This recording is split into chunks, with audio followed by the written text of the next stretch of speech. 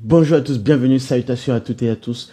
Ici, aujourd'hui, nous allons parler d'un sujet éminemment important en philosophie, mais également important dans la vie pratique, parce que le but, c'est quand même aussi d'appliquer les choses qui sont dites ici. Et aujourd'hui, nous allons parler de la représentation et du pouvoir. Pourquoi est-ce que ce sujet? Vous savez déjà, nous vivons dans un monde où l'information est à foison, où l'information pullule partout, sur les réseaux sociaux, sur Internet et tout le reste. Donc, il est important pour vous, essentiel de choisir lesquelles informations y croire, quelles sont les informations auxquelles je souhaite y accéder et surtout lesquelles qui vont me permettre d'atteindre mon ou mes objectifs. Et donc le but aujourd'hui de cette vidéo, c'est de comprendre pourquoi est-ce qu'il est important, essentiel, urgent de comprendre avec une nécessité ferme ce que veut dire représentation et pouvoir. Donc, nous allons entrer dans le vif du sujet. Alors, dans les deux cas, lorsqu'on parle de la représentation et du pouvoir, il s'agit en fait de poser derrière, en background, la vraie question qui est l'accès à la vérité. Je ne vais pas vous faire un cours de philosophie, hein, très loin de là, mais vous donner uniquement ce qui est essentiel parce que j'ai pu rédiger quelque chose de très bref pour que ce soit très digérable. Alors, vous allez en fait dans un monde dans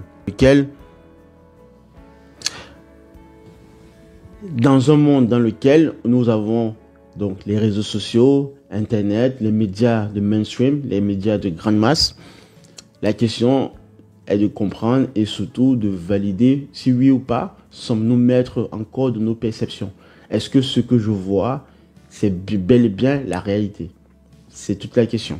Les images que l'on me montre et lesquelles images on me montre en question.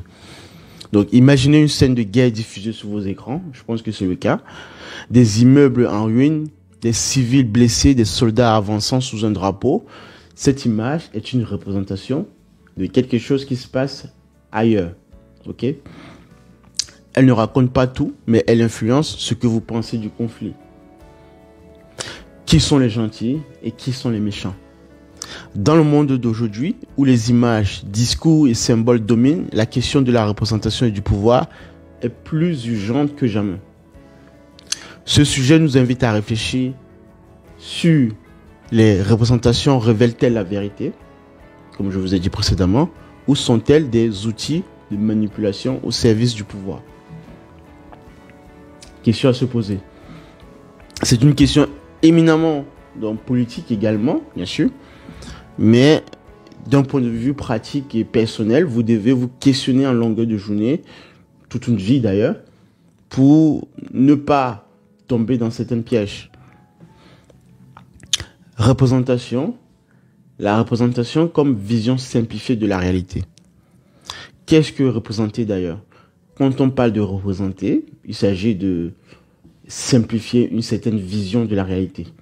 Par exemple, lorsqu'on prend une carte GPS, lorsque vous entrez une destination, le GPS vous montre uniquement la route sur laquelle vous allez passer de A à Z. Mais ça ne vous montre pas tous les moindres recoins de la cartographie en question. Évidemment, parce que l'idée, c'est de pouvoir vous focaliser sur la route sur laquelle vous allez passer. Donc, vous voyez déjà qu'on est dans une représentation, dans un cadre simplifié. Parce qu'évidemment, il est utile de montrer uniquement ce qui est intéressant et nécessaire à ce moment-là. Maintenant, le problème dans tout ça, c'est que lorsqu'il s'agit des événements historiques, par exemple, si on prend la guerre froide, les États-Unis utilisaient des affiches montrant l'Union soviétique comme un ours agressif. D'où pourquoi souvent on parle de l'ours URSS russe. Et tandis que de l'autre côté, l'URSS représentait également l'Occident comme un monde décadent et égoïste. De part et d'autre, il y a des représentations. Qui dit vrai, qui dit faux, à vous d'en décider. La vérité est entre les deux, selon moi. Donc, globalement, ce qui veut dire quoi? Ce qui veut dire que toute représentation, à moins d'être confirmée, n'est pas la totale réalité ou la totale vérité. C'est une vision simplifiée, une extension simplifiée de la réalité. Maintenant, encore une fois de plus, cela est dérangeant lorsqu'il s'agit de diffuser l'information au grande masse. Pouvoir et représentation, contrôler l'opinion. Voici là où ça devient encore beaucoup plus dérangeant pour celles et ceux qui regardent des informations. Et je le dis et je le répète, ça me permettra, en tout cas je l'espère pour certains, de vous donner les compréhensions pour comprendre ce qui se passe actuellement dans le monde depuis belle lurette et de mieux analyser et de prendre du recul face aux conflits, face aux événements, face aux images qui vous sont projetées au devant de vos écrans. Toute information comprise. Les représentations dans les guerres modernes. Prenons par exemple la guerre comme un nouveau terrain de représentation. Là, actuellement, si vous prenez dans le monde entier, que ce soit en Ukraine, que ce soit un conflit israélo à Gaza et tout le reste, vous avez un bel exemple de ce qu'est vraiment la représentation. Les images diffusées par chaque camp façonnent la perception mondiale du conflit. De part et d'autre, vous allez voir ceux qui sont d'accord et ceux qui sont contre. Donc, parce que évidemment derrière, cela dépend de la représentation qui a été validée. En Occident, les médias montrent souvent des civils ukrainiens en détresse et des soldats russes décrits comme oppresseurs. Et de l'autre côté, vous avez également l'inverse. La Russie donc diffuse de la propagande aussi pour décrire les actions militaires de l'OTAN ou des pays autour de l'Ukraine comme étant des actes agressifs. Qui a raison? Comme je dis toujours, la vérité entre les deux. Les fake news également, même chose. Vous avez des élections américaines entre 2016 et 2020. Des images et récits fabriqués ont influencé des opinions politiques. Qui diffusent ces contenus et pourquoi? C'est surtout la question que nous allons voir par la suite. Les réseaux sociaux également. Des gens qui vous parlent en longueur de journaux sur les réseaux sociaux. Les influx, entre guillemets, voleurs, qui vous vendent des produits qui ne sont pas nécessairement en accord avec vos valeurs. Mais toujours est-il qu'ils y arrivent parce qu'ils vous présentent une fausse représentation d'une certaine réalité à laquelle ils savent donc que vous allez y croire. Voilà. Donc, à une réalité vraie, brute, à laquelle on sait que vous allez y croire, on va apposer une fausse représentation qui va vous aider à valider cette vision-là. Ça permet de réfléchir. Si vous regardez les vidéos de civils en Syrie, par exemple, vous allez voir des camps oppressés. Toujours une image de la représentation. Cela ne veut pas dire que derrière, il n'y a pas une part de vérité. Il y a toujours une part de vérité, mais est-ce toute la vérité? C'est là la question. Alors, maintenant, comme disait un grand philosophe, j'oublie le nom, il n'y a pas de fait, il n'y a que d'interprétation.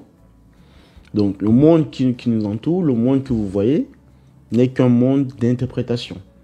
Donc, en termes d'implication, cela veut dire quoi? Cela veut dire que c'est vous qui décidez d'y croire à un moment donné. Vous pouvez y rajouter de la logique, tout ce que vous voulez, le langage mathématique.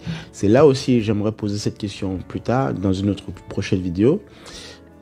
Les mathématiques comme outil de raisonnement, d'accès à la vérité. Ça, c'est vrai en réalité. Mais les mathématiques, à elles seules, ne suffisent pas à expliquer toute la réalité, tout le monde qui nous entoure actuellement. C'est une question en tout cas pour certains. Mais j'aime bien aller dans ces sujets-là parce que ça me permet d'étoffer ma compréhension globale du monde entier. Et j'aimerais aussi vous y amener pour que vous puissiez comprendre, prendre la teneur des choses avec une dimension beaucoup plus large. La vérité face à la manipulation. Ce que nous voyons ou croyons est toujours filtré par la culture, la politique ou les intérêts économiques. Donc en fonction de votre lieu de naissance, de votre culture, de votre compréhension du politique, de votre point de vue économique, comme disait Marx, d'où je parle, tous ces filtres-là vont altérer quelque part votre compréhension et votre accès à la vérité, bien évidemment. Donc, je vais terminer ici en m'arrêtant en disant, est-ce que maintenant il est possible d'échapper ou pas à la manipulation? Quand on sait très bien que, en prenant le cas des médias de grande masse, ceux qui contrôlent la représentation peuvent dicter dans quelle voie diriger la grande masse. Donc, il sera toujours une question de est-ce qu'on est libre ou est-ce que on se laisse nous-mêmes portés par nos fausses illusions. Question à apprendre et analyser. Alors, je vais, pour être très bref, et dire en fait que la représentation est un outil très essentiel pour la quête de vos objectifs. Je vais vous donner un exemple. Prenons, là, on arrive à la fin de l'année 2025, etc. Toujours est-il que vous avez un objectif à atteindre. Si votre objectif n'est pas encore atteint, c'est parce que effectivement vous avez une représentation qui n'est pas encore à 100% en accord avec la réalité pour laquelle vous devriez y être, sur laquelle vous devriez être actuellement. Peut-être, sans doute, vous êtes encore en process, donc en cours de réalisation, mais dans tous les cas, vous n'êtes pas parce que votre représentation n'est pas encore à 100% égale à la réalité, à la vérité donc. Toute la question maintenant est de savoir, est-ce que vous êtes vraiment sur le chemin ou est-ce que vous êtes totalement sur un chemin opposé?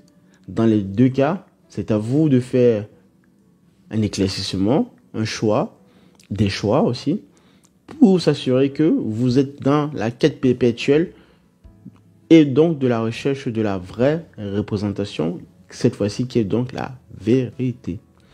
Je vais m'arrêter là. J'espère que ça a été essentiel pour vous permettre de mieux comprendre, surtout, je dis bien surtout, l'accès à la vérité. Parce que au final, qu'est-ce que la vérité? Je m'arrête là. Merci de m'avoir suivi. Mettez un pouce bleu, on s'abonne bien évidemment et on se revoit la prochaine pour notre vidéo explicative. Merci de m'avoir suivi. Je vous dis au revoir. Portez-vous bien.